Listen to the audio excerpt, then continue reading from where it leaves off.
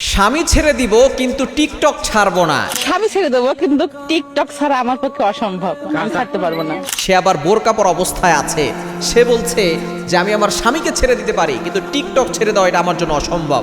কেননা একটা স্বামী গেলে আরেকটা স্বামী আসবে।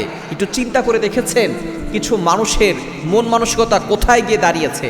স্বামী ছেড়ে দিতে রাজি আছে কিন্তু সে টিকটক ছাড়তে রাজি না। এই অ্যান্ড্রয়েড ফোন এসে, ইন্টারনেট এসে আমাদেরকে কতটা নিচে নামিয়ে দিচ্ছে। অথচ হাদিসের ভিতরে এসেছে স্বামীকে কতটা রেসপেক্ট করতে হবে, কতটা সম্মান করতে হবে। আর একজন স্ত্রীর মূল পরিচয় হচ্ছে তার স্বামী।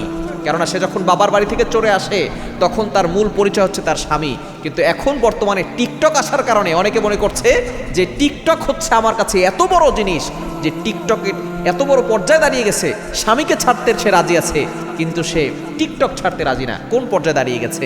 এবং সে আবার বোরকা পরা অবস্থায় আছে।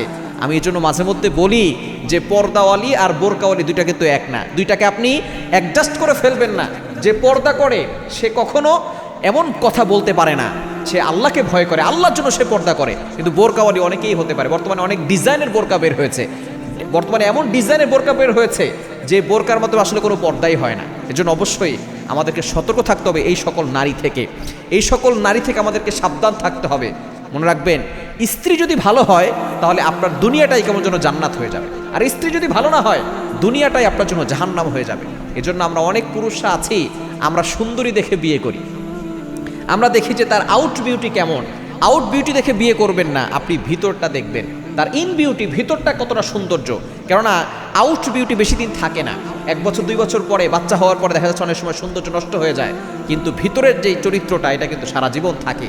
এই জন্য অবশ্যই পুরুষরা যারা আছে, ছেলেরা যারা আছে, নতুন করে বিয়ে করতে চাচ্ছেন, নেককার স্ত্রী দেখে বিয়ে করার চেষ্টা করবেন। দেখবেন তার মা কেমন, তার মায়ের ব্যবহারটা কেমন, তার খালারা কেমন, তার ফুফুরা কেমন, এগুলো দেখে তারপর আপনি বিয়ে করবেন।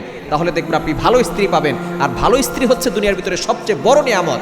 এই জন্য অবশ্যই এই সকল স্ত্রী থেকে সাবধান থাকবেন যারা টিকটককে বেশি পছন্দ করে, ইন্টারনেট ব্যবহার করতে করতে স্বামীর থেকে বেশি প্রাধান্য দেয়। এই সকল মহিলা থেকে সাবধান থাকতে হবে।